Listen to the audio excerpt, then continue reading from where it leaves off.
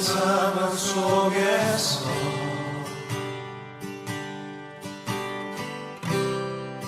주를 찬양할지라.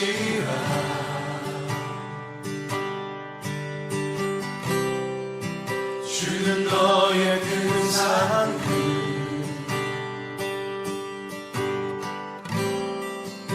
큰 도움이시라.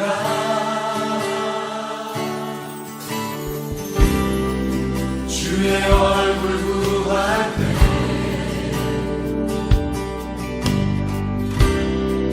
주의 영을 부으사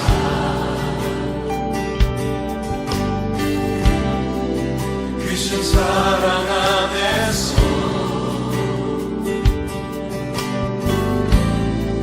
주를 보게 하소서. 우리 다 함께 내 영혼이 확정되고 완성되었사오니 내 영혼이 확정되고 확정되었사오니 믿음의 눈 들어 주를 바라봅니다. 내 영혼이 확정되고 확정되었사오니 믿음의 눈 들어 주를 바라봅니다.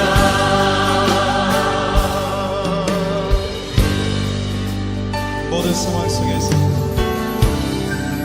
모든 상황 속에서 모든 상황 속에서 주를 찬양할지라.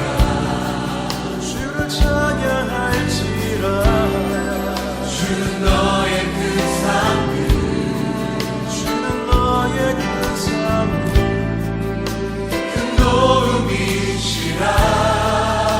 주의 얼굴 구할 때에 주의 얼굴 구할 때 주의 얼굴 구할 때 주의 영을 부으사 주의 영을 부으사 크신 사랑 안에서 크신 사랑 안에서 주를 보게 하소서. 내 영혼이 확정되었사오니 확정되고 확정되었사오니 믿음의 눈 들어 주를 바라봅니다. 내 영혼이 확정되고 확정되었사오니 믿음의 눈 들어 주를 바라봅니다. 내 영혼이 확정되고 확정되었사오니 믿음의 눈 들어 주를 바라봅니다. 내 영혼이 확정되고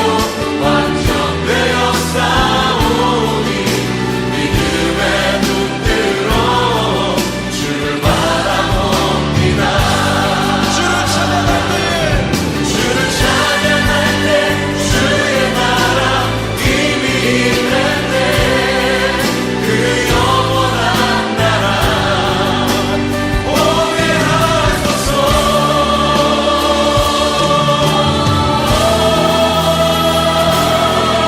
내 영혼이 확정되고 확정되었사오니 믿음의 눈 들어 주를 바라봅니다. 내 영혼이 확정되고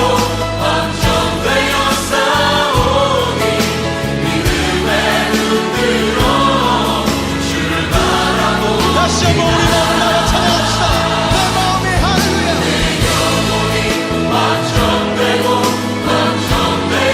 확정되었사오니 믿음의 눈 들어 주를 바라봅니다. 내 영혼이 확정되고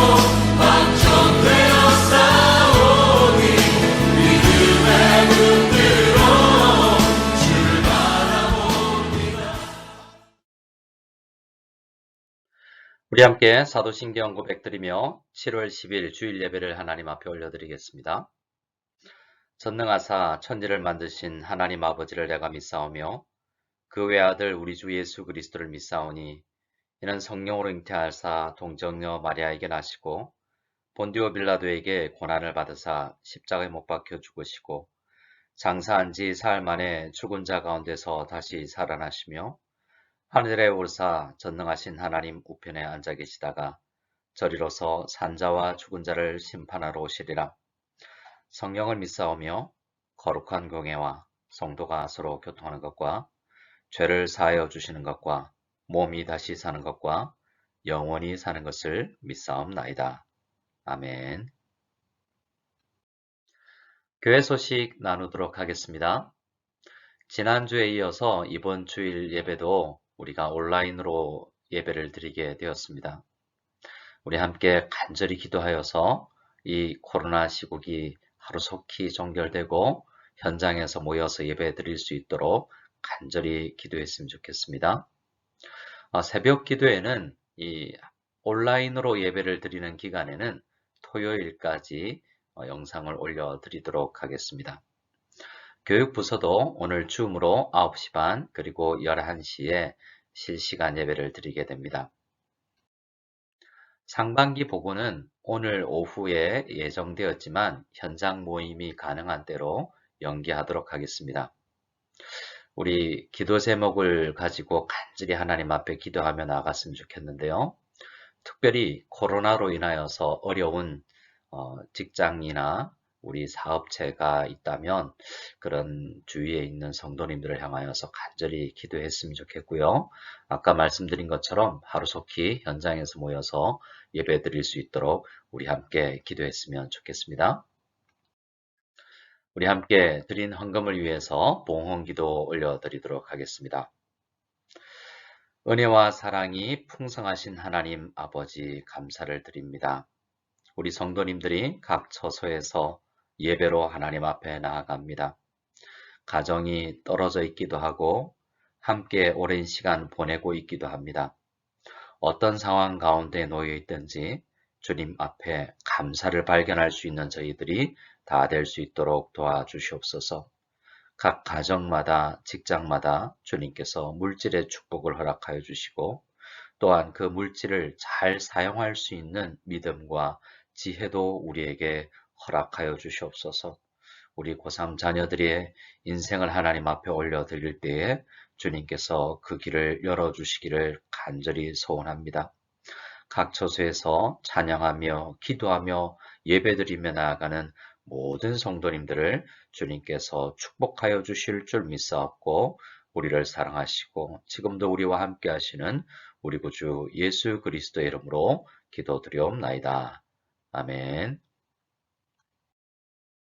우리 함께 하나님의 말씀을 읽도록 하겠습니다. 함께 보실 하나님의 말씀은 사도행전 16장 16절에서 25절 말씀입니다.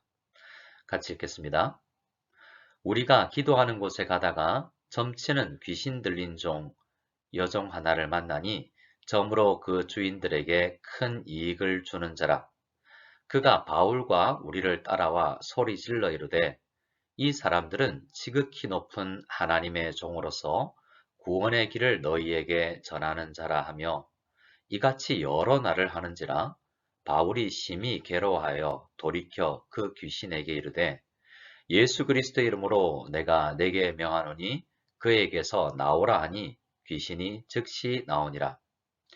여종의 주인들은 자기 수익에 소망이 끊어진 것을 보고 바울과 실라를 붙잡아 장터로 관리들에게 끌어갔다가 상관들 앞에 데리고 가서 말하되 이 사람들이 유대인인데 우리 성을 심히 요란하게 하여 로마 사람인 우리가 받지도 못하고 행하지도 못할 풍속을 전한다 하거늘 무리가 일제히 일어나 고발하니 상관들이 옷을 찢어 벗기고 매로 치라 하여 많이 친 후에 옥에 가두고 간수에게 명하여 든든히 지키라 하니 그가 이러한 명령을 받아 그들을 깊은 옥에 가두고 그 발을 착고에 든든히 채웠더니 한밤중에 바울과 실라가 기도하고 하나님을 찬송하며 죄수들이 듣더라. 아멘. 우리는 지난주부터 사도 바울 선교팀이 마게도냐 지역의 첫 도시인 빌립보에서 복음을 전한 이야기를 함께 묵상하고 있습니다. 지난주에는 빌립보에서 처음 만난 제자인 자주장사 루디아에 대해서 말씀을 나누었는데요. 오늘은 빌립보에서 두 번째로 교회로 합류한 사람인 이 한 여인에 대해서 이야기를 나누고자 합니다. 두 번째로 만난 사람도 여자였는데요. 그 여자의 이름은 나오지 않고 그 사람의 특징이 기록되어 있습니다. 누가가 그 여자를 어떻게 설명하는지 볼까요? 점치는 귀신 들린 여종 하나, 그리고 점으로 그 주인들에게 큰 이익을 주는 사람이라고 말합니다.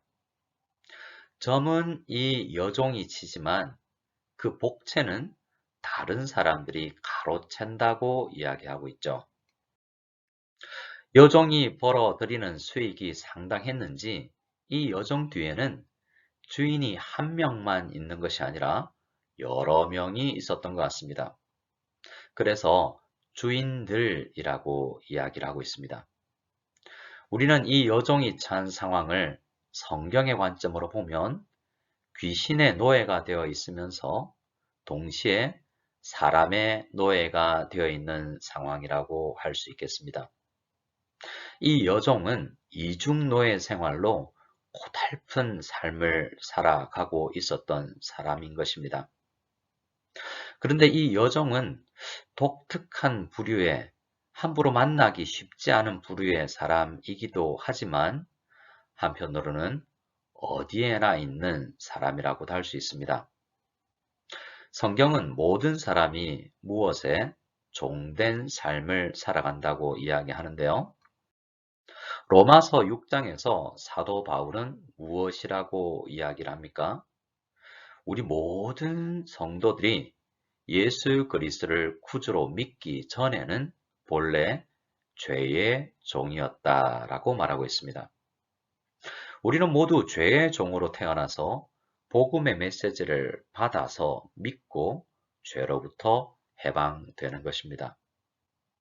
그래서 우리는 오늘 본문에서 만나는 이 여종을 보면서 하나님을 알지 못했던 나, 죄의 종이었던 나 자신을 생각해 볼 수 있어야 되겠습니다.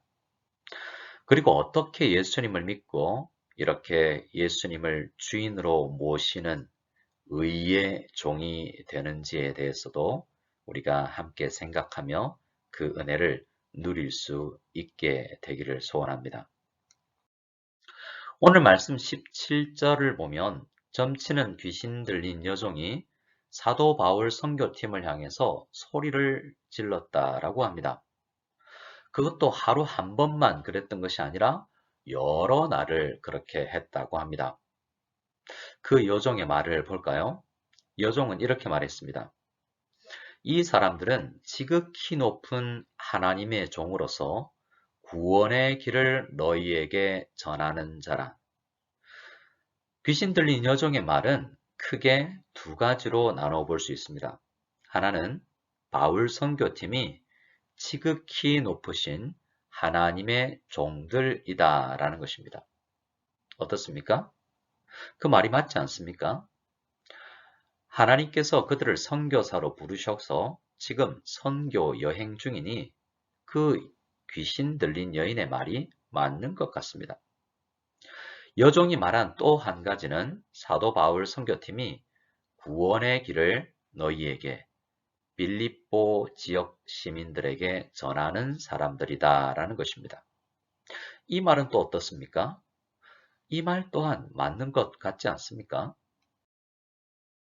그런데 18절 말씀을 보면 바울이 이 여종이 말하는 그것을 사실로 보이는 말들로 인해서 심히 괴로워했다라고 이야기합니다. 왜 바울은 이 여종이 사실을 말하는 것 같은데 괴로워했던 것일까요?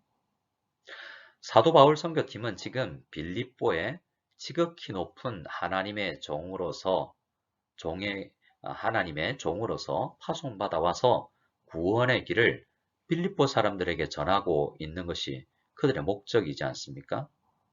그렇다면 이 귀신 들린 여종은 바울 선교사에게 도움이 되는 것이 아닐까요?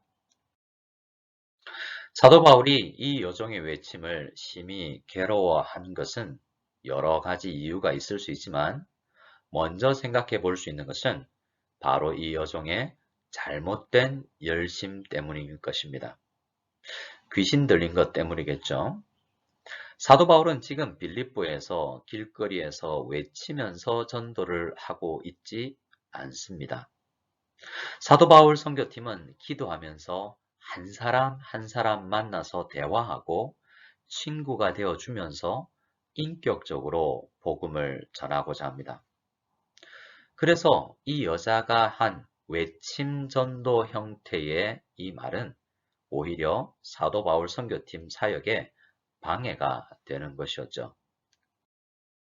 또 한 가지 이유가 있다면 이것이 사탄이 교회에 성도들에게 잠식해 들어오는 방식 중에 하나라는 것입니다. 마가복음 3장을 보면 예수님에게 당신은 하나님의 아들이니다 라고 아주 올바르게 말한 귀신들의 이야기가 있습니다. 당시 대다수의 사람들이 예수님을 나사렛 목수로만 보았지만 귀신들은 바르게 예수님을 알아보았던 것이죠. 하지만 우리가 분명히 알아야 할 것이 있습니다. 귀신들의 그 고백 안에는 신앙적인 믿음이 없었다라는 것을 말입니다. 마귀의 전략은 우리와 같은 언어, 우리의 신앙 고백과 같은 표현을 사용하여서 성도들에게 처음 접근을 해 오지만 결국엔 우리를 유혹하여 넘어뜨리려고 복음을 방해하려는 공작의 일부분으로 진리를 사용할 뿐이라는 것을 우리는 잘 알고 있어야 합니다. 그래서 진리를 말한다고 해서 함부로 넘어가서는 안 됩니다. 분별력이 있어야 하는 것이죠. 또한 우리는 성경의 가르침을 통해서 하나님은 복음 전파의 이 거룩한 사명, 선교의 특권을 오직 하나님의 신실한 자녀들에게만 허락하셨다라는 사실도 잘 알아야 합니다. 귀신들과 귀신 들린 사람을 전도의 선교의 동역자로 삼지 않으시는 것입니다. 하나님의 도우심으로 바울은 그 여종 속에서 역사하는 귀신을 보았습니다. 그래서 예수 그리스도의 이름으로 내가 내게 명하노니 그에게서 나오라 라고 명령했죠. 바울이 이렇게 그리스도를 의지하여 명령했을 때 귀신이 즉시 나왔습니다. 예수님께서 바울을 통하여서 역사하신 것이었습니다. 바울의 힘이 아니라 예수의 힘이 바울을 통하여서 역사한 것이었습니다. 점치는 귀신 들린 여종이 루디아의 경우처럼 세례를 받았다라는 표현은 기록되어 있지 않지만 전체 문맥을 보면 이 여종도 루디아와 함께 빌립보 교회의 성도가 되었음이 분명해 보입니다. 그런데요, 이 사건 이후의 일이 전혀 예기치 않은 방향으로 흘러가는 것을 보게 됩니다. 이 여종의 주인들은 그 여종에게서 귀신이 나가자 함께 기뻐해 주기는커녕 그 여종으로부터 벌어들였던 수익이 앞으로는 없을 것이라는 생각에 화가 났습니다. 그래서 그 주인들은 합심하여 바울과 실라를 붙잡아 장터로 관리들에게 끌어갔습니다. 당시의 장터는 사교의 장으로 활용도 되었고요. 또 재판관들이 경범죄를 지은 사람들을 재판하는 장소이기도 했습니다. 여종의 주인들은 바울과 실라를 빌립보 시 당국에 고발을 한 것이었습니다. 주인들은 자신들이 진짜 화가 난 이유를 그 고발 속에서 교묘하게 숨기고 다른 두 가지 이유를 들어서 고발을 하고 있는 것을 볼 수 있습니다. 그 하나는 바울과 실라가 당시 빌립보에서 상당한 차별을 받고 있던 유대인이라는 사실을 지적하여서 이 선교사들을 바울과 실라를 인종적으로 혐오하게 만들어 갔습니다. 또 그들이 외국의 잘못된 풍속을 전해서 로마 사회인 우리 사회가 어지럽혀진다라고 고발을 한 것입니다. 이 여종의 주인들은 실상을 완전히 숨기고 재판에 그들에게 유리한 말들만을 골라서 고소 내용으로 삼았던 것입니다. 우리는 이 주인들의 모습에서 죄인들이 얼마나 자기중심적인지 확인하게도 됩니다. 여종의 주인들이 강력하게 주장하니 주변에 있던 빌립보 본토 사람들이 술렁이기 시작했고 재판을 담당하는 공무원들도 동의해서 바울과 실라는 옷을 찢기고 매로 맞게 됩니다. 로마의 식민지는 로마 법에 의해서 정당한 재판 절차를 밟아서 이러한 법적 문제를 처리해야 하지만 성난 군중 심리가 법을 뛰어넘어 버렸던 것입니다. 마치 예수님을 십자가에 못 박으라고 외쳤던 군중들처럼 말입니다. 바울과 실라는 점치는 귀신 들린 여종에게 자유를 선물하는 아주 선한 일, 착한 일, 의의 일을 했지만 이렇게 세상 사람들에게 심한 모욕과 매질을 당하게 된 것입니다. 바울과 실라는 매질을 당한 후 어떻게 되었습니까? 매질을 당한 바울과 실라는 간수들에게 인계되어서 깊은 옥에 갇히고 발에는 착고가 채워지게 됩니다. 여기서 깊은 옥이라는 곳은요, 일반적인 감옥과는 달리 땅을 깊게 파서 아주 축축하고 차가워 빛이 잘 들어오지 아니하는 어두운 지하 감옥을 말합니다. 지금도 로마에 가면 한두 개쯤은 볼 수 있다고 하는데요. 감옥 중에서도 환경이 아주 좋지 않은 그러한 감옥에 갇힌 것입니다. 그리고 그 발을 착고에 든든히 채웠다고 했는데요. 여기서 착고라는 것은 우리나라의 과거에 보면 칼이라고 부르던 것과 비슷합니다. 로마인들이 쓰던 고문 도구였는데요. 죄수들이 도망하지 못하도록 죄수들의 다리를 그 안에 넣어서 꼼짝 못하게 하는 그런 도구였습니다. 아마도 이 바울과 실라 두 선교사는 한밤중이 될 때까지 정신을 차릴 수가 없을 정도로 매로 인하여서 아프고 심적으로도 힘들었을 것입니다. 수치스러움, 아픔, 두려움과 슬픔이 몰려와서 신음소리 정도만 낼 수밖에 없었을 것 같습니다. 우리 25절 말씀을 같이 한번 읽어볼까요? 한밤중에 바울과 실라가 기도하고 하나님을 찬송하며 죄수들이 듣더라. 아멘. 두 선교사는 이제 밤중이 되어서 정신을 차리고 하나님께 예배해야 한다라는 생각을 가졌던 것 같습니다. 그리고 그 한밤중에 바울과 실라는 기도를 드리고 하나님을 찬송하기 시작했습니다. 그리고 그 같은 공간에 함께 있던 죄수들이 듣더라라고 누가는 이 말씀 속에서 밝히고 있습니다. 좁은 공간에서 기도하고 찬송했으니 당연히 다른 사람들에게도 들렸겠죠. 하지만 누가가 이 사실을 따로 기록하고 있는 것은 분명히 다른 의미가, 깊은 의미가 있을 것입니다.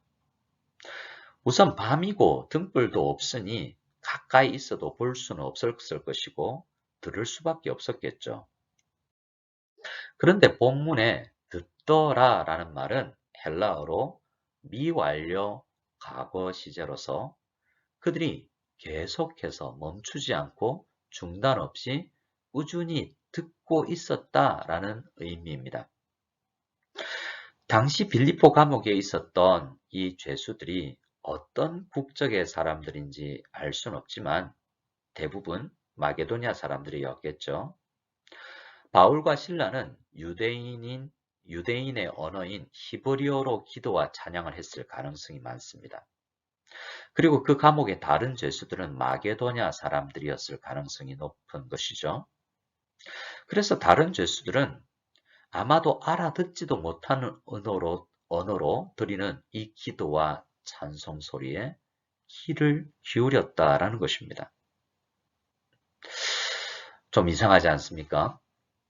한밤중이라는 시간을 생각해 보면 아마도 우리가 영화 같은 데서 보는 것처럼 힘이 세거나 가장 대장 죄수가 조용히 해 라고 소리를 치고 겁을 주었을 수도 있었겠지만 거기 있는 사람들이 다 그러지 않고 오히려 귀를 기울였다라는 것은 그곳의 죄수들이 바울과 실라의 그 기도와 찬양에 압도당하였거나 큰 감동을 느꼈기 때문이라고 생각할 수밖에 없을 것 같습니다. 저는 이때 바울과 실라가 드린 이 기도와 찬송을 찬송기도 혹은 기도 찬송이라고 표현하고 싶습니다. 성경에 기도 찬송, 찬송 기도가 있지요. 우리가 시편이라고 부르는 그것입니다. 시편은 곡조가 있는 기도입니다. 바울과 실라 두 사람은 매맞고 나서 정신을 차리고 나서 당시 자신들의 상황에 가장 잘 맞는 시편을 누가 먼저다 할 것 없이 떠올렸던 것 같습니다. 그래서 함께 그 시편으로 기도하고 그 시편으로 찬양을 했을 것 같습니다. 기록되어 있지 않으니 어떤 시편인지는 몰라도 분명히 시편으로 함께 그 밤을 찬양했던 것 같습니다. 아마도 바울과 실라가 오랜 시간 함께하면서 힘들고 지칠 때마다 불러왔던 그 시편과 그 찬양으로 기도하며 찬송을 올려 드렸을 것입니다. 그런데 누가는 그 곡조가 있는 기도가 감옥에 있는 다른 죄수들에게 영향을 주고 있었다라고 기록하고 있는 것입니다. 이렇게 오늘 이 말씀을 잘 생각해 보면 우리 성도들의 기도와 찬양이 별것 아닌 것 같이 느껴지는 우리의 기도와 우리의 찬양, 그리고 우리의 예배의 모습이 우리 주변에 있는 사람들에게 영향을 끼친다라는 것을 우리는 이 말씀을 통해서 생각해 볼 수 있는 것입니다. 우리 기독교 역사 가운데 감옥 안에서 불신자들에게 깊은 감명을 준 사람들의 예가 참 많이 있습니다. 저는 오늘 그중 독일의 목사였던 디트리 본헤퍼 목사님을 잠시 소개하고자 합니다. 얼마 전 제가 주보안에 연재해드렸던 그 신도의 공동생활, 성도의 공동생활이라는 책의 저자이기도 한데요. 본헤퍼 목사는 반나치 저항운동에 가담하여서 히틀러의 독재 정권과 싸우다가 1943년 4월 5일에 독일의 비밀경찰에 의해서 체포됩니다.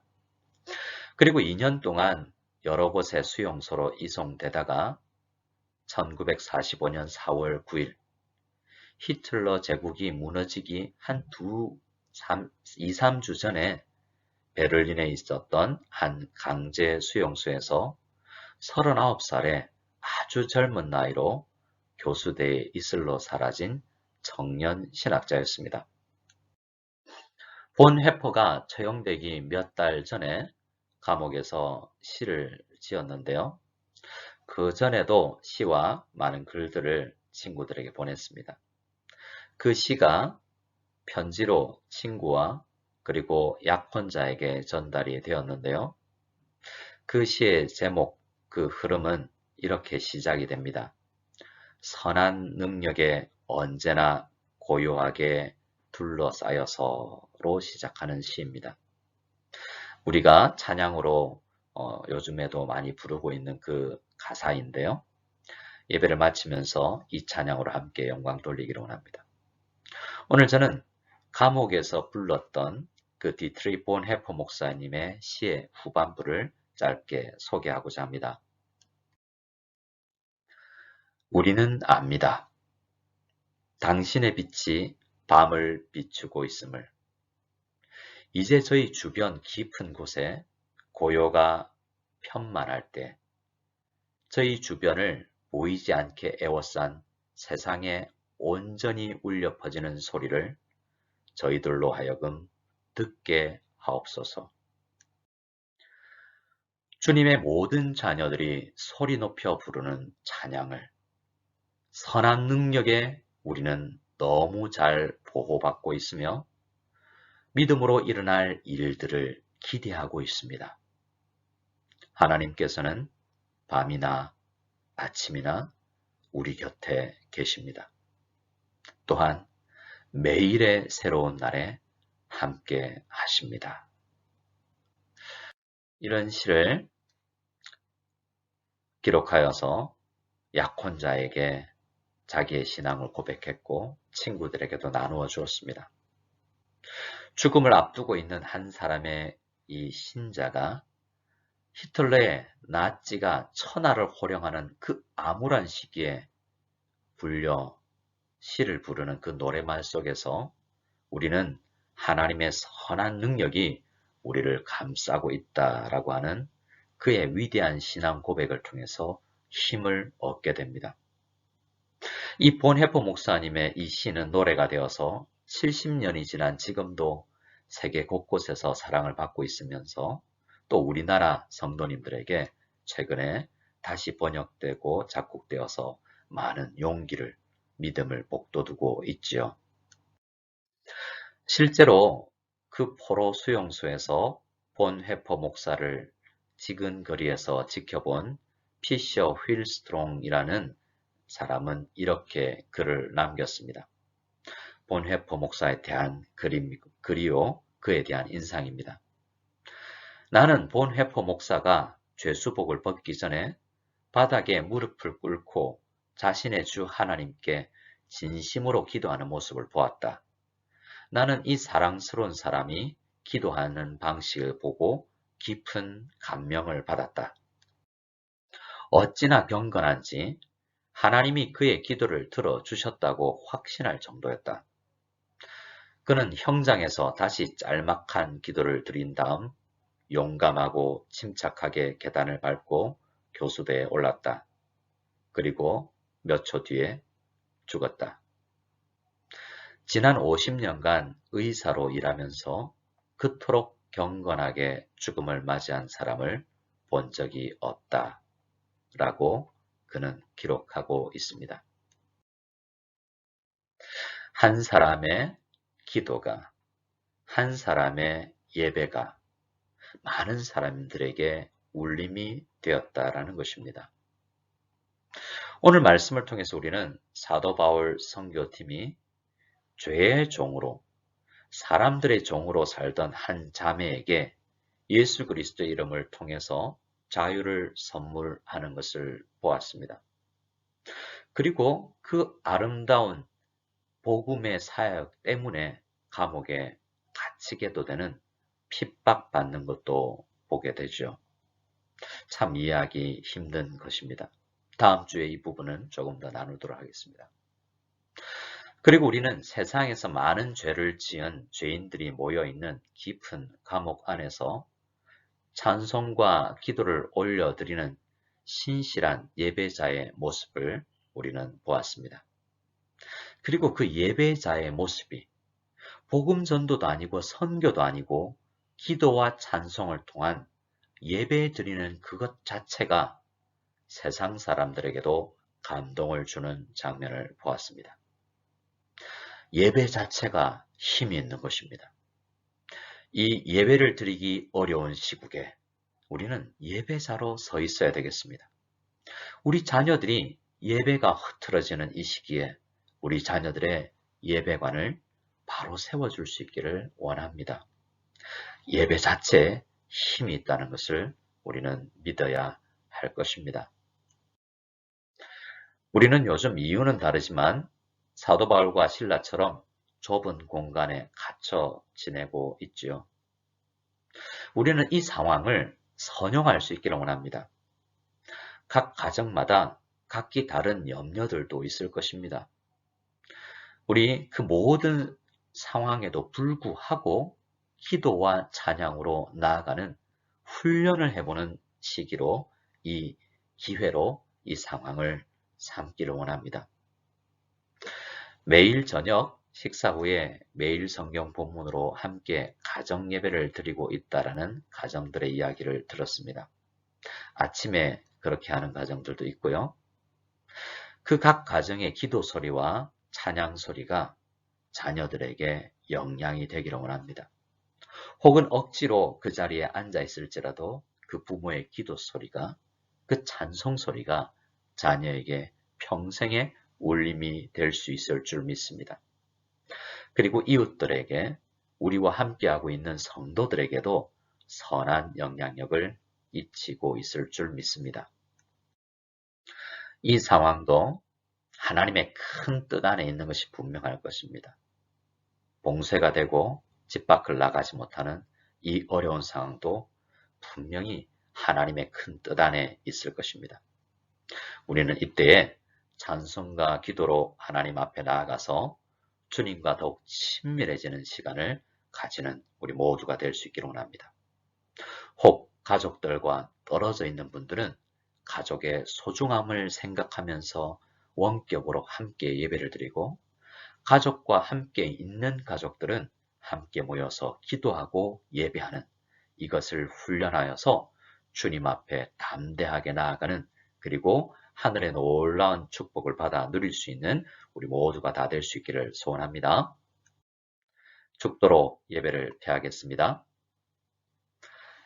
이제는 우리 주 예수 그리스도의 한이 없는 은혜와 하나님 아버지의 지극하신 사랑과 성령님의 감화, 감동, 교통하심이 오늘 이 예배를 통하여서 나는 평생 예배자로 살겠다고, 나는 어떠한 상황에서도 기도하며 찬송하며 하나님 앞으로 나아가는 훈련을 하겠다고 다짐하며 예배를 드리는 모든 무성연합교회 성도들 머리머리 위에마다 지금으로부터 영원까지 함께 계실지어다. 아멘.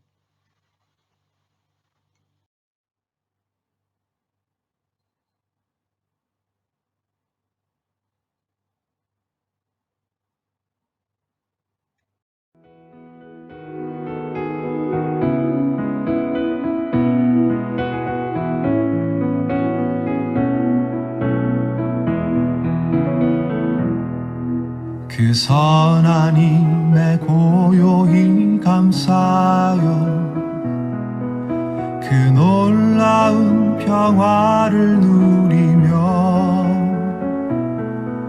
나 그대들과 함께 걸어가네. 나 그대들과 한 해를 여네. 지나가 넘을 어둠의 날들이 무겁게 내 영혼 짓눌러도 오 주여 우릴 외면치 마시고 약속의 구원을 이루소서. 그 선한 힘이 우릴 감싸시니 믿음으로 일어날 일 기대하네. 주 언제나 우리와 함께 계셔 하루 또 하루가 늘 새로워.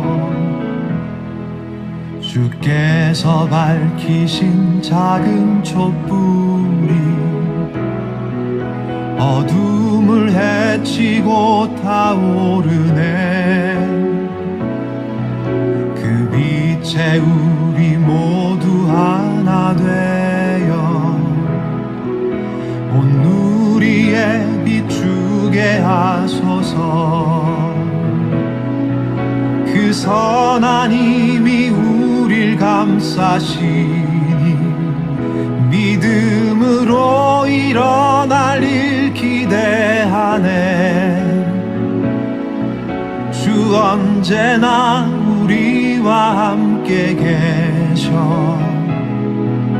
하루 또 하루가 늘 새로워. 이 고요함이 깊이 번져갈 때 저 가슴 벅찬 노래 들리네. 다시 하나가 되게 이끄소서. 당신의 빛이 빛나는 이 밤. 그 선한 힘이 우릴 감싸시니 믿음으로 일어날 일 기대하네. 주 언제나 우리와 함께 계셔. 하루 또 하루가 늘 새로워.